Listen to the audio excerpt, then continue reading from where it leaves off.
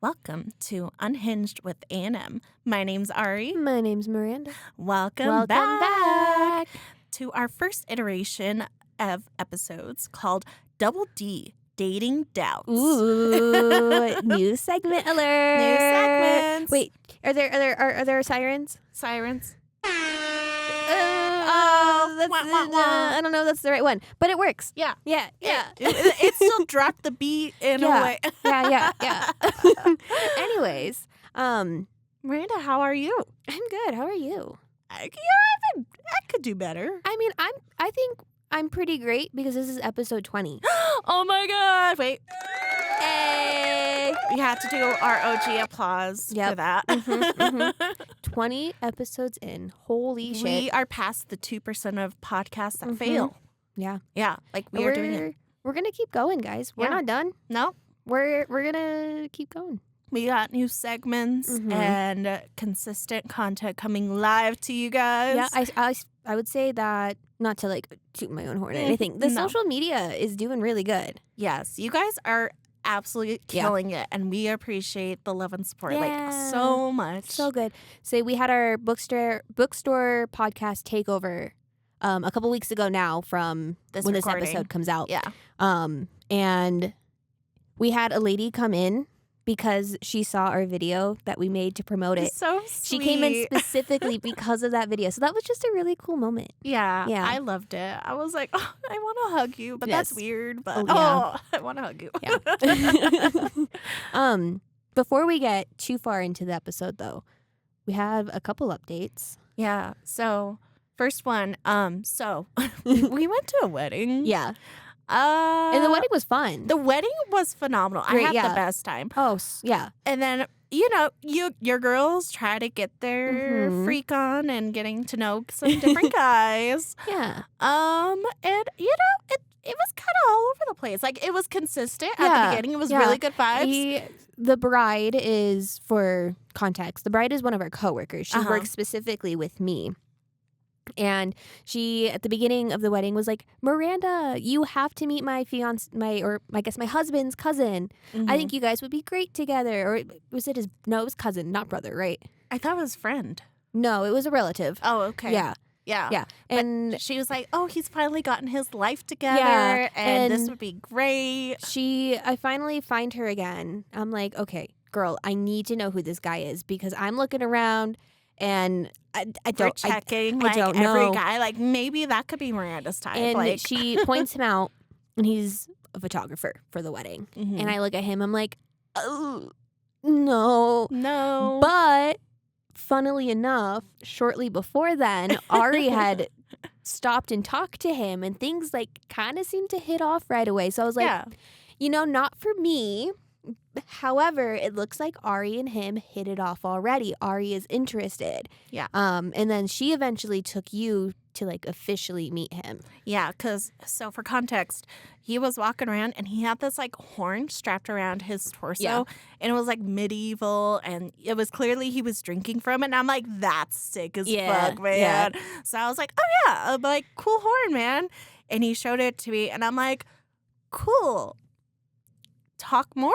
But that didn't happen. So I was like, okay, I'm backing off. You can make a move. Yeah. But our mutual friend, the bride, she was like, no, I'm going to need you to talk to him. So she brings me over and she's like, oh, so I hear you guys like talking about D&D. And we look to play one of these days. And I'm like, oh yeah, for sure. And then this guy proceeds to talk at me. Yeah. Did he mansplain a lot to you? Yes, he did. And, like, I tried to, like, show my knowledge. He was like, oh, my gosh, D&D's fine and all, but Pathfinder, holy crap, that's where you have to be. And I'm like, oh, is it, like, do you have classes and races and stuff? He's like, you have more. And I'm going to tell you for 30 minutes how much more you get. And, like, proceeds to, like, detail explain everything. And I'm like, and I'm trying to be active in this conversation and ask questions. But, like, I get, like, 5 words into his 30. Oh, boy. And I'm like, this is not great. Yikes. So I'm like, I really want to walk away. I'm like, whatever. But then his friend, I could do be some redheads, girl. Okay. Because, like, his friend walks over and clearly, like, Yeah. he has no one else to talk to. So he kind of, like, scooches his way into the conversation. And I immediately shifted my body towards him. I'm like, we talking to you. And and he seemed more on my level of, like, Yeah. conversations, like, of, oh, yeah, my friend's not kind of taking over the conversation. Let me chip in. Yeah. Oh, let me chip in. Oh, thank you. Like an okay. actual conversation. We Love like that. it. We like that. And then I walked away all embarrassed because I didn't know what to do from there. That's fair. Yeah. Yeah. And so everybody's like, go get his Yeah, number. I remember you came back to the table where I was sitting with our other coworkers, and we're like, go get his phone number. What are you doing? And go, I'm like, go, how go. does one get a phone And we're all number? like, you just go ask him for it. But you said that, and then my aunt, who's also one of our coworkers, she was like, you said you were talking about D&D for so long. Why not say, I want your number for D&D? And I'm like, oh, you're so smart. And then you guys exchange phone numbers. And then we exchanged phone numbers. And then I proceeded to walk back and not talk to him again. I mean, you talked to him a couple other times throughout the night. Yeah, but I want to bounce back to you because then you found someone. So first and foremost, there was one guy walking around that I was like, okay, yeah, he looks like my type. I think I'm interested in him. And so I kept asking the bride. And I was like, him, what can you, is he single? Like, what's the story? She's like, yeah, he's gay in here with his boyfriend. And I was like, my luck. well, damn. And then the second guy that I saw that I thought was kind of cute, he had like Marvel suspenders. So it was like Iron Man's helmet, Captain America's shield. It was really cool. And I was like, okay, he's probably kind of nerdy. Yeah. So I asked her, I was like, what about him? Married with a wife who's 9 months pregnant. Ah. Okay. And then I got up at one point from our table of coworkers to go, I think, get another drink. And apparently I completely missed this. There was this guy who kept looking at me and like he smiled at me at one point. And I completely missed it. And so when I got back to the table, they're like, that guy's looking at you. I look over, I'm like, okay, he's kind of cute. And he didn't just look, apparently. He like sized you up and was like, like, and I completely missed it. I missed all of it, but everybody else saw that. And I was like, okay, yeah, he's kind of cute. So then he was playing cornhole with a couple other people, and there was beer pong set up right next to it. So us and our coworkers were like, okay, we're going to go. Well, first we tried to play cornhole. You and I played cornhole, but we don't know how to play cornhole. We don't know how to play cornhole, and I didn't know how to start like a conversation, right? But so then beer pong was right behind him, so we were like, let's play beer pong. Let's play beer pong with our other coworkers, right? And so we start playing beer pong, and suddenly the groom's mom, who was our bestie like all night, by the way. She was amazing. She was great. She pulls me to the side. She goes, Miranda, are you single? And I was like, as a matter of fact, yes, I am. And so she introduces me officially to this guy. And we just start talking, and we really hit it off. Dude was French, which I thought was really cool. And things were great, like all night. We chatted a lot. We danced a little bit together. Like we were having fun up until the very end. Yeah, and we'll get to that in a moment. Yeah. So I playing beer pong, and the guy I was interested in, he like kept on wandering over and like lingering, but wouldn't approach. Like very introverted, but wants to have that conversation. So eventually, I was done with beer pong because I was losing. Fair. And I'm like, this is not my night. Whatever. Yeah. So I go. I hand it off to people who were interested in playing, but the guy I was interested in left from the spot he was lingering at. So I went back to the spot he was lingering at, and then I found out he was coming out of the bathroom. And I was like, you having a good time? He didn't hear me. And then I called him out by his name, and he's like, oh, hi there, and then we started talking.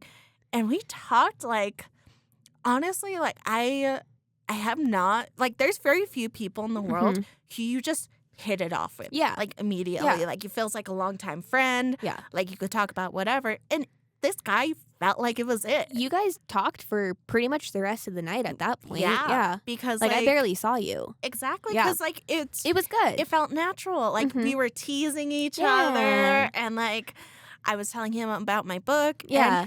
And he was like genuinely interested. And I'm like, what?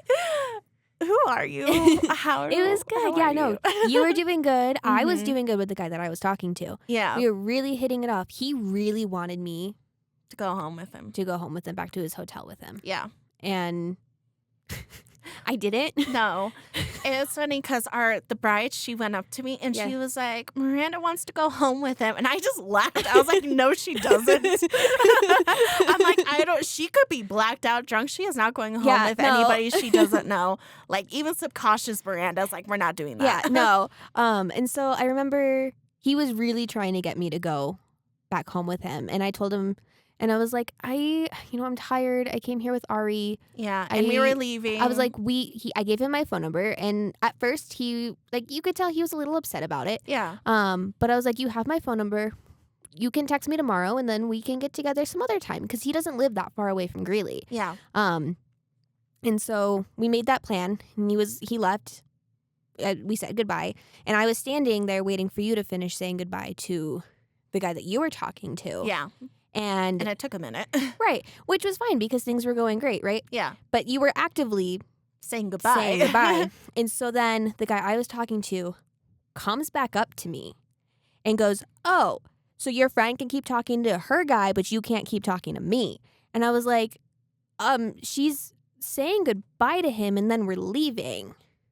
And he was like, well, you should just come hang out. Like, he tried again to get me to go back to his hotel with him. Yeah. And I was like, Ari's my ride. I'm going to leave with her. He's like, well, I can give you a ride home. And I'm like, no, I'm tired.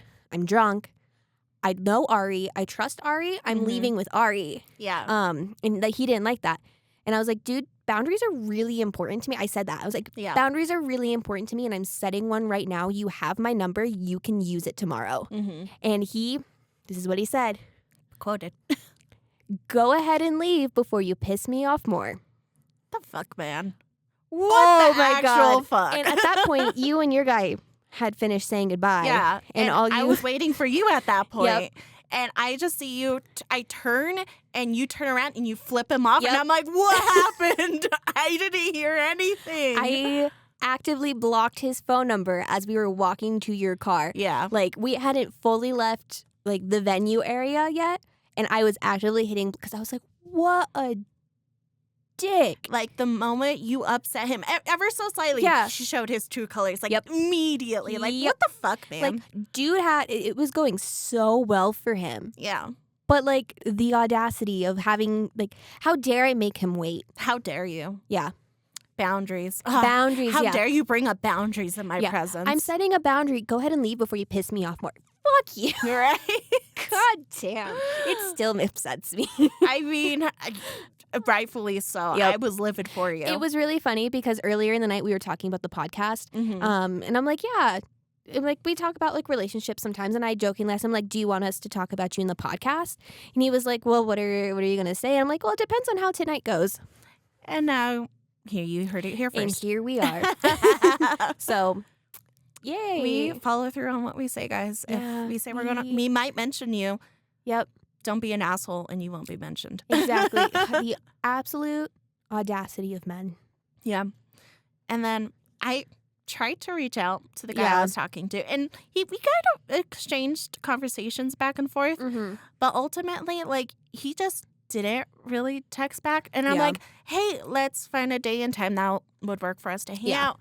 And his response was, oh, well, life's kind of busy right now. I guess I could pencil you or squeeze you in somewhere. And I'm like, dude, I thought we were hitting it off, like, super well. Like, what do you mean I'm going to squeeze you in?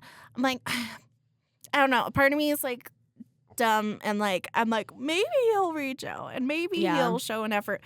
But, something that you said, if he could, he would. Yep, if he could, he would. Yeah. And so I'm like, I threw my hands up. And I'm like, I have other things going on right now. I don't have to commit to this if he's not even committing to it, an idea to date with me. Like, that. It was the fact that you gave him some dates and then he never responded. Yeah. For me. I'm like, okay. Like, bro, I gave you all the doors. All the doors. All the interests. Like, what are you doing? Yep. And so, whatever. Ugh. Whatever.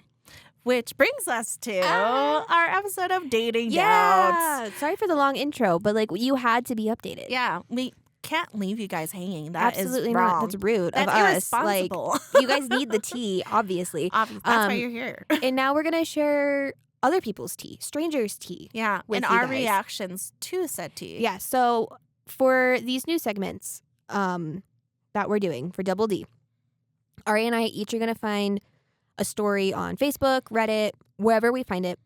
And then we are going to read it here on the show and get the other person's live reaction to it. So Ari has some stories that I have not heard, and I have some stories that she has not heard. Yep. So it won't go about like what we would have done in that situation, our general reaction, because these are outlandish. Yeah. Like, how is this a thing? Yep. Like, there's no way that someone just made this up. Yep. Like, kind of thing. So Ari, you're going to go first? Yep. Okay. So this one is from Reddit. It's from r/cheating stories.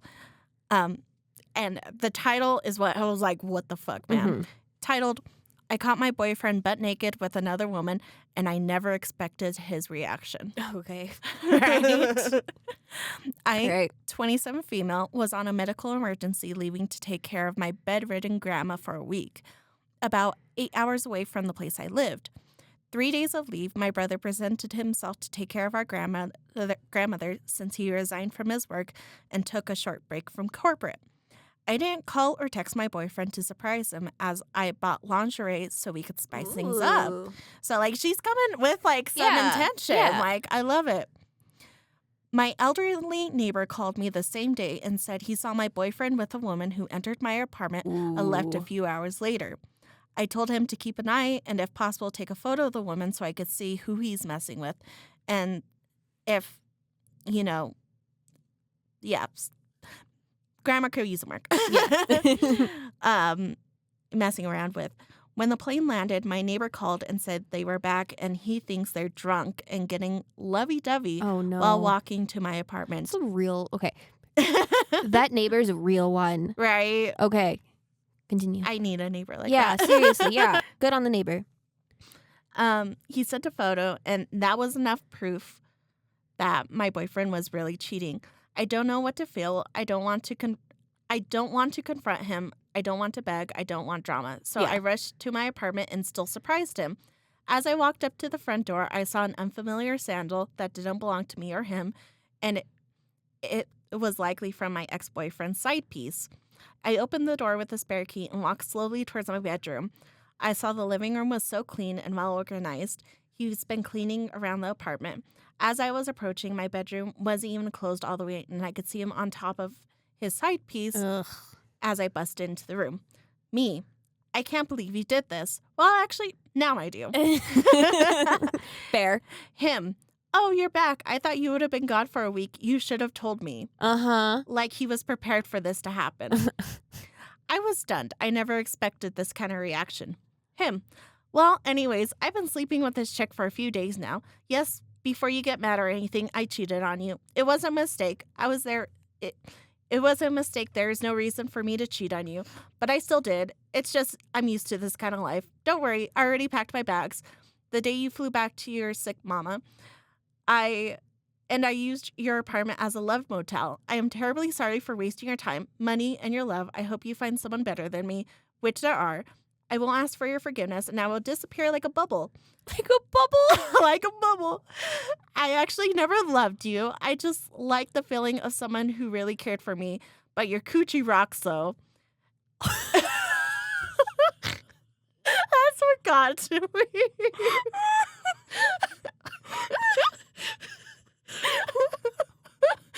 What?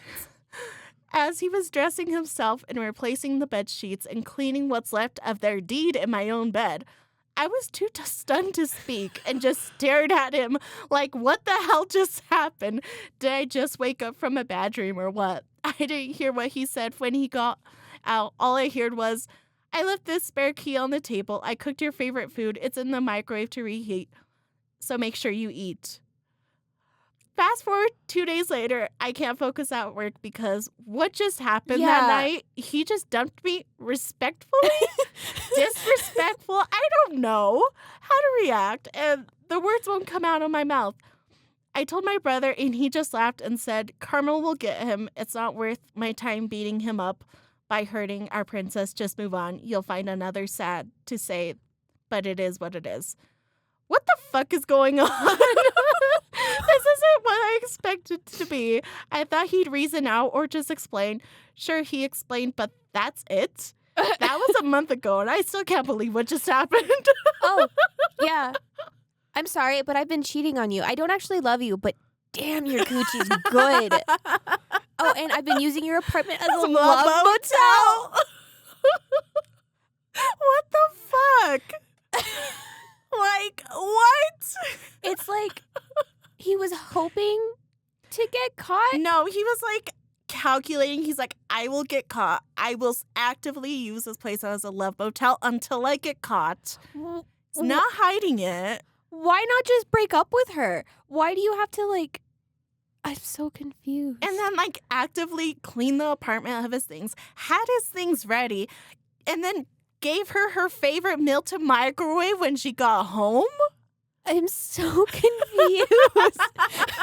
I, too, girl, would be too stunned to really know how to act or feel because she's right. That was, like, both really respectful and really fucking disrespectful. Right?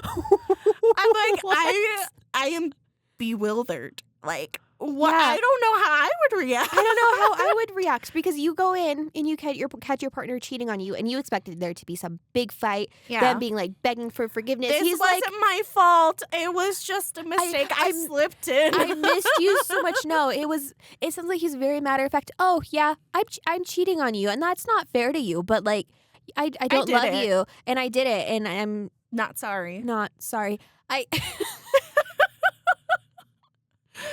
That's giving sorry, not sorry. Yeah. What? In the most toxic jerk of a way. I don't know how to feel with that story. Like, I know I'm upset for the girl. She did not deserve for any of that to happen. Mm-mm. But what the fuck? I'm truly bewildered. How long do you think that they were a couple for?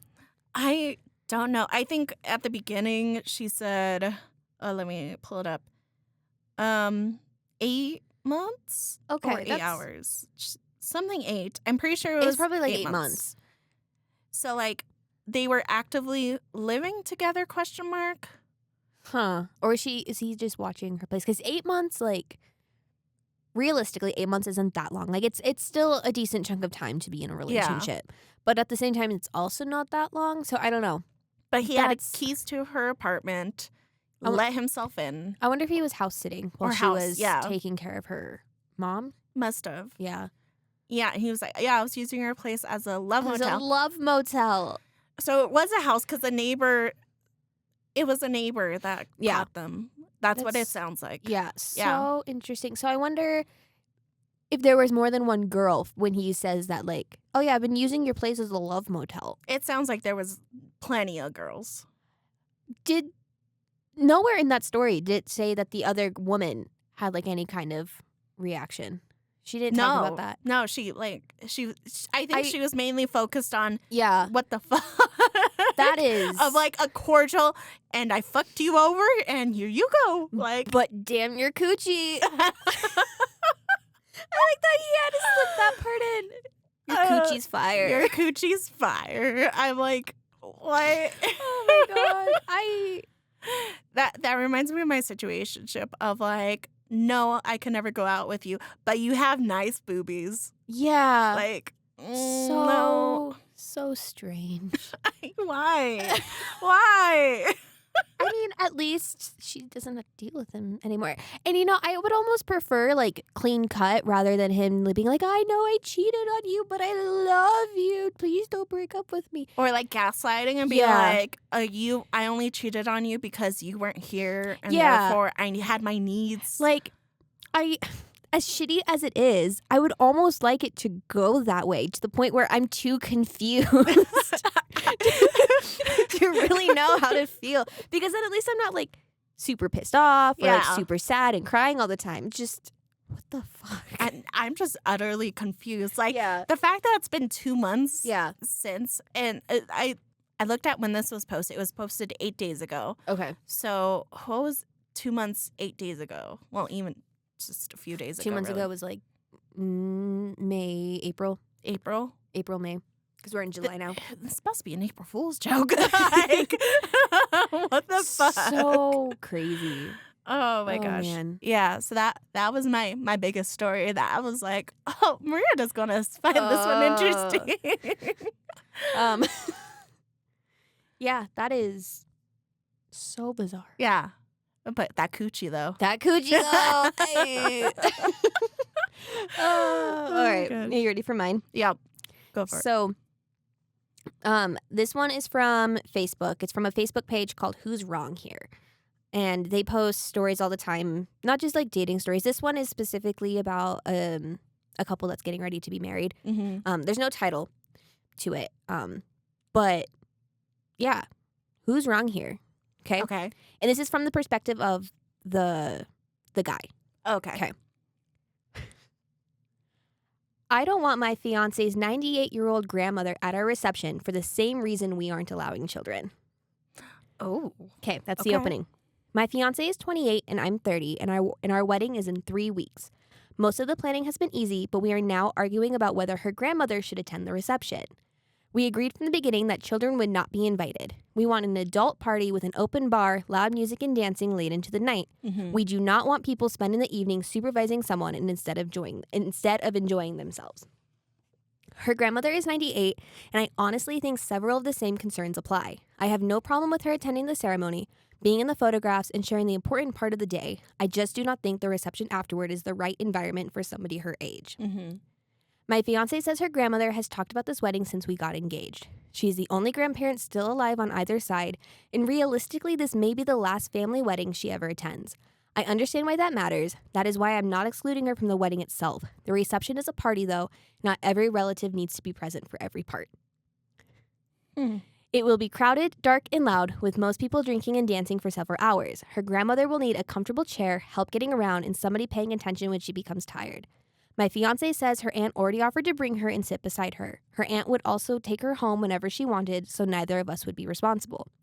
But is that really how it would work? The second her grandmother needs something, my fiance will notice and feel guilty if she does not stop what she is doing. Then I am waiting for my new wife to come back.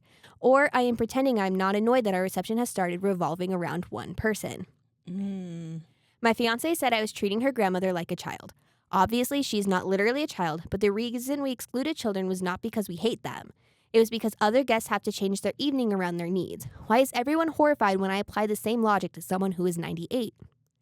If her grandmother becomes tired at 9, somebody has to leave with her. If the music is too much, somebody has to find somewhere quieter. If she falls or feels unwell, their reception stops being a celebration and becomes about dealing with that. I want to drink, dance, and enjoy my wedding without monitoring whether one guest is comfortable. We have spent a significant amount of money on this reception, and I do not think wanting to enjoy it makes me cruel.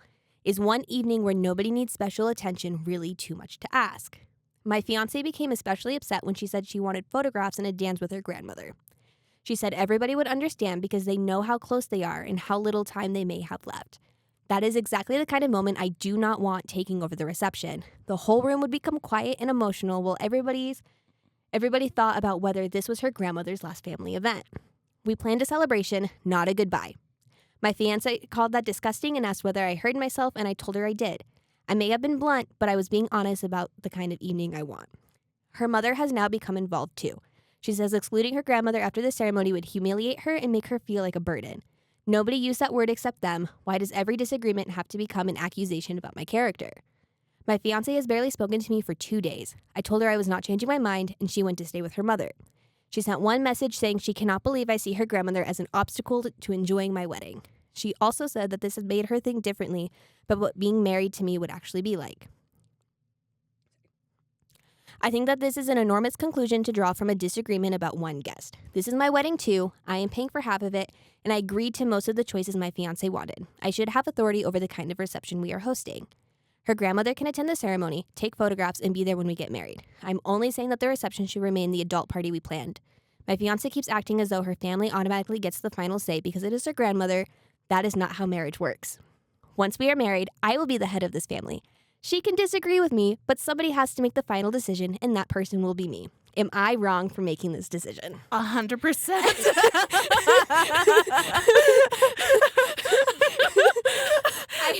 I was on his side at the beginning. Yeah. Because I get it because, I have older grandparents and, it does become a chore to take care of them. And I get that. But then the way he ended, I'm going to be the head of this family and it will be my decision. No. And, the whole thing being I get it. It's your wedding. I get it. You want the attention on you. But the part being everybody will get emotional that this might be the last time they see their grandmother at a family event and everybody will be too focused. Shut up. When he was like, everyone will be too focused on her and not me, I was like, that screams me, me, me, me, me. Yeah. I'm like, no, it is her day too. If she wants to have her final dance with her grandmother, that's a core memory. I think Holy crap, man. I think that is such a sweet moment to have and be like, and it sounds like his fiance is really close to her grandmother. Yeah. And this is one of the last opportunities she gets to spend with her grandmother. So why wouldn't you give that opportunity? Exactly. Yeah. No. I was reading that the other day and my jaw was just on the floor. Yeah. Especially when you get to the last part where he's like, I'm the head of the household. She can disagree with me, but I will always get the final say. Girl, run. Run. That's a red flag. Call the wedding off. It was slowly raising, and the moment he said that, it flew up. No. Okay, so this is my thing. From my history as a Hispanic woman and my family, child-free weddings are already weird to me, okay? Yeah. I get it. I get the want. I get the desire. But if you're looking to have kids of your own, if you want your family, unbridled, everybody coming, you have to have kids at your wedding. Yeah. Do the appropriate thing and account for those kids. Yeah. Give them activities. Give them someone to go to do stuff. And I guarantee you have someone in your family that would be willing to step in and help out. Exactly. The fiance's sister or aunt or whoever it was. Yes, said she was willing to step up for I will take care. That's not she's volunteering to do that. I don't think that's taking her fun away. Yeah. And she makes it sound like the bride will be the only other person who will be watching the grandmother. I'm like, no. If the family's as close as they sound, everyone is taking an effort. Granted, it is some work. Right. But it's worth it. And if something does happen to the grandmother at the wedding and the bride wants to go help, the bride should be able to do that. Yeah. That's her grandmother. Mm-hmm. God. And the fact was girl, me. I pay for half and therefore I should have to say, okay, a part of me wants to question, I'm like, okay, who decided on the child-free part? Yeah. I feel like that will give a bigger insight of was that her decision or was that your decision? Yep. Because if that was his decision, then he's already team exclusion. Yep. It's in my head, it's the same as voting. Yeah. You exclude one party, you're excluding a whole bunch of others. Yep. That's how I see child-free weddings, and therefore it extends to excluding grandparents. Right. Well, and then, the woman's 98, but she's not a kid. She's an adult. She knows what wedding parties and receptions are like. Yeah. She knows what she's getting herself into. And the fact that the bride was like, I want to have a slow dance with my grandma. Exactly. And I'm like, that's a personal request. Why would you say no to that? That would be a beautiful moment. But no, it would take away from my attention. Mm-hmm. Shut up. Screams man-child. God. The fuck? I really hope that she ended up calling the wedding off. Yeah. Me too, because I legitimately would question my marriage too if a spouse did that. Especially with the last part, be like, she can disagree with me all she wants, but someone has to make the final decision, and that will be me. No. It's giving controlling. That's giving controlling. That gives, I'm going to throw a hissy fit. Yep. Go to the internet so I could narcissistically prove that I'm right and you're wrong. It's the fact that he was the one who submitted the story to be like, am I wrong here? Yes. I was going through the comments. Everybody's being like, yeah, dude, you're wrong. Yeah. Yeah. And it baffles me that they don't see it. They don't see it. They're like, see this is, and this I guarantee is not you, our problem. he's probably looking at the comments of everybody being like, yeah, dude, you're wrong, your fiance should leave you. He's probably sitting there like, the Ace people don't know what they're talking about, blah, blah, blah. Not taking any accountability whatsoever. Yeah. And when the bride said, do you hear yourself right now? Yeah. And he's like, yeah, I do. No, you don't. No, you clearly don't. I would turn around and be like, okay, let's put it in this perspective. Your mom Mm-hmm. Your mom, you wanted to have a dance with her. Mm-hmm. No, she's too old. Yeah. We can't do that. Would you kick her out? Well, yeah, I guess. Well, good for you. That's not me. I Yeah. care about my family. I love Yeah. my family. If you're going to be part of my family, Yeah. you need to accommodate me. Yep. Like, God. Yeah. oh my God. Ugh. Yeah. I hope she ended up calling the wedding off because insane. And that just gives you a snapshot into what being married to him is going to actually be like. Yeah. Ugh. And I think it's like the process of getting married in general is a stress test in itself. Yeah. You know, if you can handle just the creation of a wedding, Mm-hmm. you'll be golden. Yeah. You should be good. Like we're all little girls at one point. We think, what would we want our ideal wedding to be like? Who would we invite? What kind of reception would we have? I could tell you right now, bestie, my wedding would likely be indoor. Yeah. My fiance would have to convince me for anything outdoor. Yeah.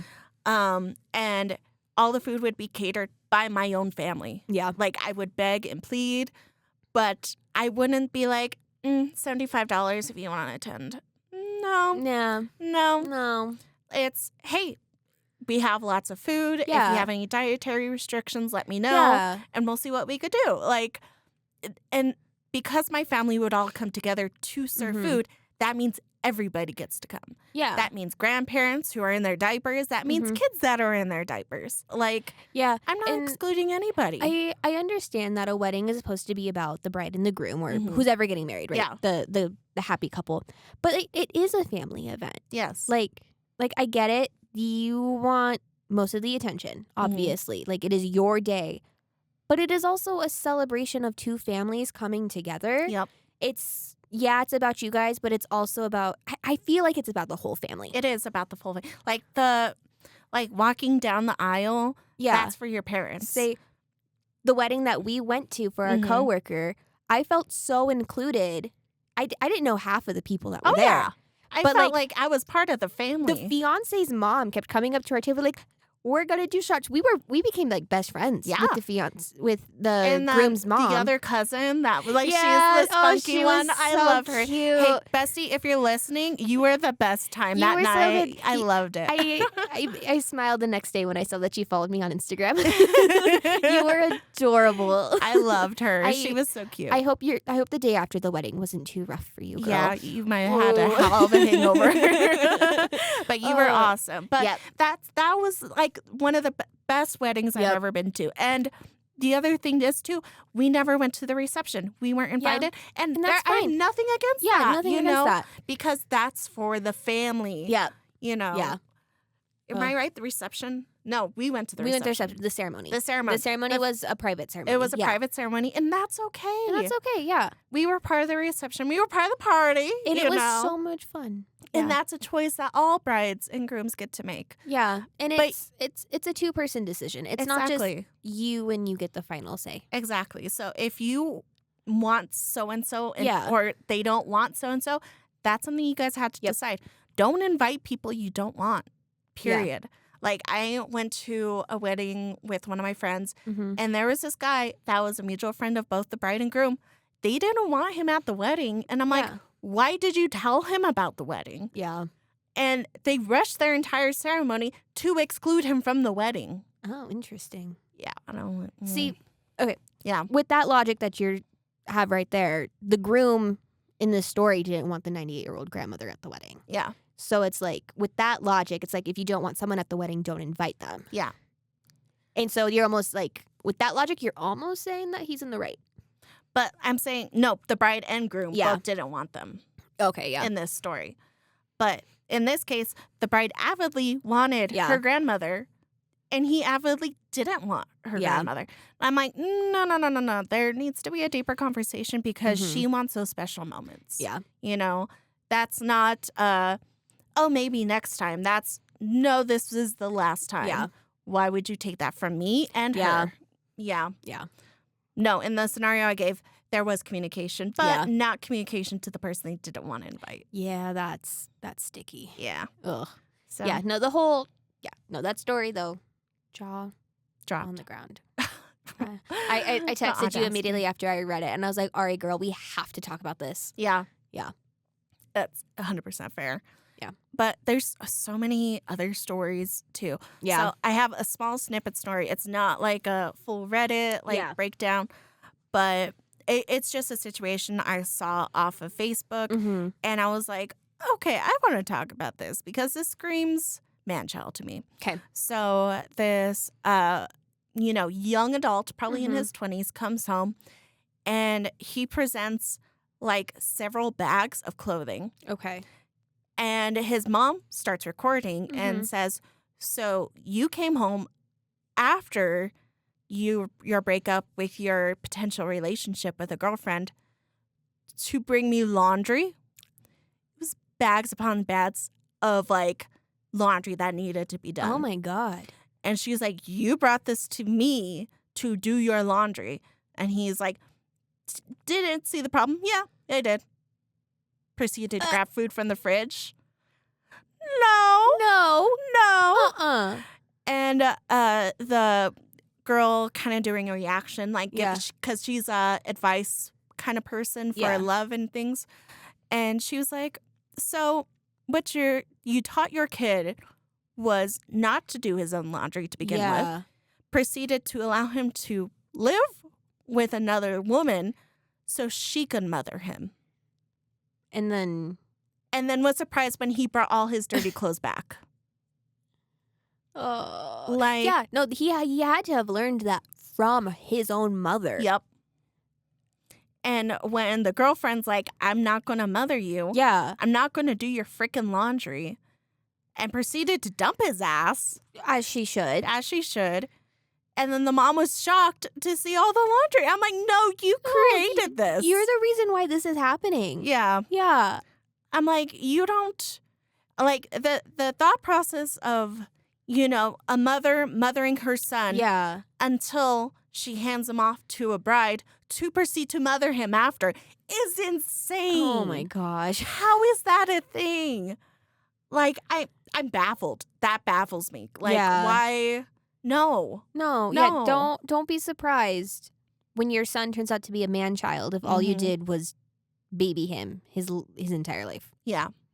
Like, this is why I'm so iffy on men who are close to their mothers. Because it's like, if you're a mama's boy, does that mean you expect me to mother you? Yeah. Like, very rarely do I find men who are close to their moms that are, like, competent and able have to their do life things together on their own. Yeah. Yeah.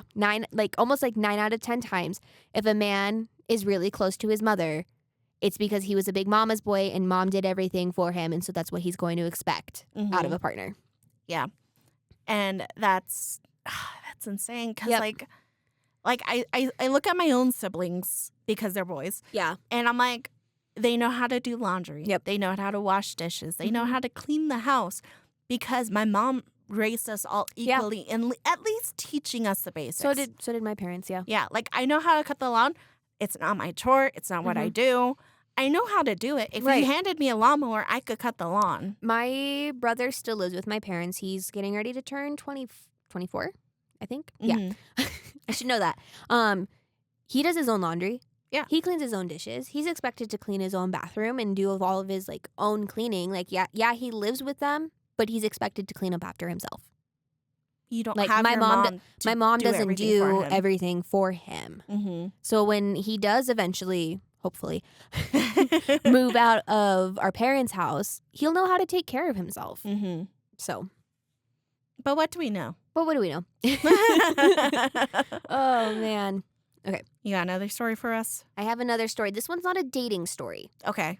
But it is a man mansplaining? Having the audacity. Oh, okay. Yeah. Yeah. I mean, men are born and have the audacity. Yeah. So he is an assistant professor for a university. Okay. And he has graduate assistants that Okay. he has to meet with on a regular basis. This is also off the same page Who's Wrong Here on Facebook. Okay. I'll try to read this quickly because I know we're running out of time. Oh, no, you're good. You're good. Okay. The elevator was broken, but I still required my graduate assistant in a knee brace to meet me on the 9th floor. She asked me to move one meeting downstairs, but I told her to arrive earlier instead. I'm 38 male and an assistant professor at a state university. My office is on the 9th floor of an older humanities building, and I meet with the graduate assistants assigned to my research every Tuesday morning. These meetings are not optional unless someone has a documented reason for missing them. The students who attend consistently naturally become more involved in projects, which affects the experience they gain and what I can hopefully write in future recommendation letters. One of my assistants, Nora, had knee surgery 3 weeks ago and was still wearing a brace. I had already excused her from our meetings during those 3 weeks, which I considered a substantial accommodation because the work did not stop while she was recovering. Mm-hmm. Last Tuesday morning, the elevator in our building was out of service. Nora emailed me and asked whether we could hold our meeting in the communal area on the 2nd floor instead. I did not think that was an appropriate location. The 2nd floor area has no door, people walk through constantly, and there are usually several conversations happening at once. We sometimes discuss unpublished research and student information, so moving into an open lounge was not as simple as she made it sound. I told her the meeting would remain in my office unless she could provide a note from her physician saying that she was unable to use the stairs. She replied that she was still in a brace and had been instructed to avoid unnecessary strain. I said I understood that climbing 9 flights might take longer than usual, but that was different from being physically unable to do it. If she needed more time, she could arrive earlier and take breaks between floors. What else was I supposed to do? Cancel the meeting because the building had a maintenance problem? Move every confidential discussion into a public hallway? Nora did make it upstairs. She was late, but not by much, and I had a chair brought in so she could keep her legs straight during the meeting. She participated normally and did not ask to leave early. From what I could see, she was not in significantly more discomfort than she had been before climbing the stairs. At the end, I reminded her that I had allowed her to miss 3 weeks of meetings already and told her I expected her at the next one, whether or not the elevator had been repaired. I said the physician's note option was still available if she genuinely could not manage the stairs. I had also climbed all 9 flights that morning. I was wearing dress shoes, which are not especially comfortable on stairs, but I arrived on time and completed my work without turning it into a departmental issue. Apparently, Nora complained to the department chair after our meeting. No duh. The chair called me into her office and said that although I had the authority to choose where meetings were held, requiring Nora to climb 9 flights so soon after surgery, quote, seemed like a dick move. Those were her exact words. Good. Mm-hmm. Because it was. I was taken aback by the language more than the criticism itself. She's the head of an academic department speaking to a junior faculty member, and I do not think using gendered anatomy as an insult belongs in a professional conversation. I told her that. She said, fine, consider it an unnecessarily inconsiderate move. How is that better? She had already made it clear how she viewed me, and replacing one word after the fact did not undo it. I'm considering contacting the university ombudsman because I'm concerned about how casually my chair insulted me while discussing a decision I was technically permitted to make. I have not decided whether it warrants a formal complaint, and I probably would not pursue Title IX, but I do not think the gendered nature of the original remark should be ignored automatically. I asked 2 colleagues what they thought. One said he personally would have met Nora downstairs, but did not think the chair should have used that language. The other said she could not understand why I had not moved the meeting for 1 week. Neither one could directly tell me I had violated any policy. They just kept focusing on how the decision looked. Is appearance supposed to matter more than consistency? If I make an exception every time someone says a normal requirement is uncomfortable, how am I supposed to supervise anyone fairly? Nora emailed me again this morning asking whether next Tuesday meetings would still be in my office. The elevator has not been repaired. I replied that the meeting remains scheduled for 10 and that she should plan her arrival time accordingly. Am I wrong for sticking to my standards? What standards? You're a fucking asshole. Seriously. The fact that he compared her knee surgery, like her recovering from knee surgery, to him wearing uncomfortable shoes. This guy screams entitlement and the audacity. Like, what?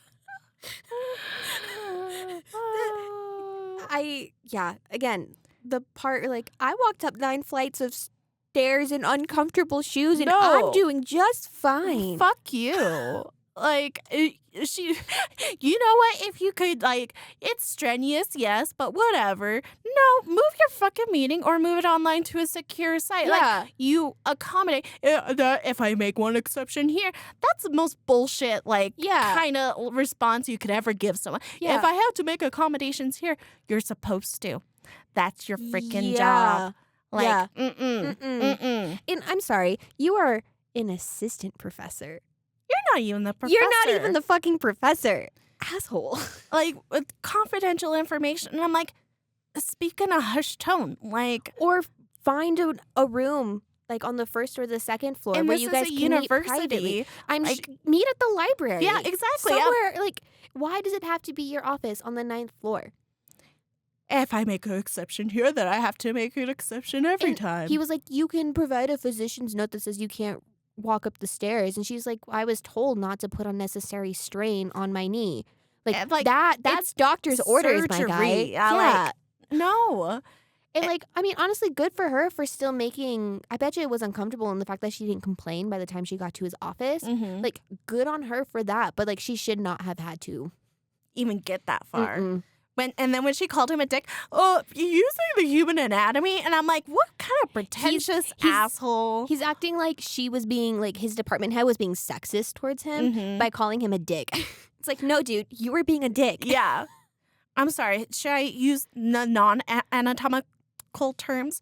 You were being a jerk. Yeah. That was inhumanly insane for doing this. Right. And Like, no. I mean, to be fair, in a professional setting, your department head should probably not be calling you a dick. Mm-hmm. But like, dude, it was a dick move. Yeah. Like, I would appreciate my department heads like calling me out. yeah. Be like, hey, buddy, what you did, that's not cool. That's not cool. Like, you're going to make everybody hate you if you... And this is why I have my doubts in dating. Like, Yep. holy crap. Yep. Dating doubts. Like, if men like this exist. Men like this do exist. And it's the audacity, the entitlement that they have. And it's just... And it's always hidden. They're like, oh, it's always the girls hiding it behind a Yep. pretty smile. And I'm like, no, No, it's a guy it's- hiding it behind the pretty smile. It's the guy talking to me all night, Mhm. being really, really nice, and then getting pissed off when I don't go to his hotel room with him. I just met you. I just met you. No. I'm pretty sure he asked me, he's like, you don't trust me? And I was like, I don't know you. And I'm tired and I'm drunk. I'm not going home with you. The fact that guys are like, oh my gosh, you should go home with me on the first date. Yeah. And I'm like, what And the? I understand there's Stephen girls. King insane are you? Right. And I understand that there's girls out there that do that. If you feel safe and you feel comfortable doing that, that's fine. Like, one night stands are a thing. Yeah. Like, it happens. I'm not that girl. No. I don't do that. No. I need to, first of all, not be drunk. Mm-hmm. Okay. I need Second of to all- know where you are. We were in the middle of Timbuktu. Yeah. Like, we don't know where we are. And I told him, I was like, you have my number. We can hook up later. I'm not saying that we're not ever hooking up. I'm saying just not tonight, dude. Literally play the long game. Just play the long game. It's fine. You I will feel like be we fine. talked about that in one of our last episodes. So Yeah. if you just play the long game, you're going to get what you want in the Yeah. end. And the game's probably not even going to be that long, dude. Just because you're not getting it that night doesn't mean you're not going to get it ever. Like, slow is what gets it. So that means don't dive in for a kiss. Don't suggest sleeping on them on the first night. Yep. Means texting the fuck back. And if a girl tells you, like, hey, dude, I'm setting a boundary here, just fucking respect You that. respect it. Why? That's not hard to understand. It's They're not. not being taught. Yeah. We learned this Mhm. earlier. Man-child coming home with bags of laundry. Yep. They're just not being taught. So Yeah. let's bring it all back to the beginning. Mothers do better. Mothers do better. Sabrina Carpenter. I I talked about this last time too. She has a song called I talked to you about this. Yeah, you Man-child? talked about Yeah, man-child. it's like I choose to blame your mom. yeah. Yes. Yes. Yeah. And then she has a song called Nobody's Son. And even in there she like blames the mom. Yeah, yes, I'm talking about your baby. Yeah. Because it's usually I'm sorry, it's usually the mother's fault when men Yeah. suck. So you're not supposed to coddle anyone. Yeah. You still need to teach I them their crap. I get that's your sweet little baby boy. But like teach him to be better. They grow up to be a man-child. Like mothering, like when I tell a guy, I'm like, I feel like I'm mothering you. Yeah. Take the freaking advice. Yep. Because I am mothering you at this point. I get it. You don't see it. Ask someone else who's not your mom and not me because I'm not in the picture anymore. And you know, your son, it might be a while before he finds a partner to quote unquote take care of him. He's got to know how to take care of himself. Yep. Like survival skills are important. Yep. I don't know. So our lesson today, bestie. Moms do better. I mean, yes. And they already do a lot. Let's say, still slow it down. Yeah. Men. But also, you're not entitled to anything. Mm-mm. Like it's pretty much all the stories. You are not entitled You're not to entitled to anything. And it's not just you in that relationship. I don't care how long the relationship is, how short the relationship is. It's two of you in it. Yeah. Which means it's two people making decisions together, not just one person making a decision for both of you. My first story still fucks my head, though. I'm going to be honest. Oh, my gosh. How do you react? I hope that girl's doing okay. Yeah. I wonder what that talk with her therapist was like. In the 1 in a million chance you're listening to this, bestie, I would love to have you on the podcast and review that. I need an update. You should keep an eye on that Reddit story specifically to see if you get any updates. I don't know if that one will really have an update, but like, I'm curious. Me too. I'd like more information. I hope you're doing girl. I hope you're doing okay. You know, all the girls in these stories, I hope you all are doing phenomenally better. Nora, I hope walking up those 9 flight of stairs didn't fuck up your healing knee. Yeah. I really hope so. Fuck that guy. Yeah. Not even the professor. Assistant professor. The audacity. Oh my gosh. Yep. Yeah, that's the other lesson. The fucking audacity of men. Fucking audacity of men. Maybe that's what the segment should be called. The fucking audacity of men. Well, that's our first episode for Dating Doubts for you. Hope you guys enjoyed it. Yeah. If you have any stories that enrage you, send them our way. Yeah. You can send them to us on Facebook, Instagram, TikTok, wherever. We are all over the place now. All over the place. We'll even give you our email if you want. Yes. Yeah. Okay. Okay. Until next time. Bye.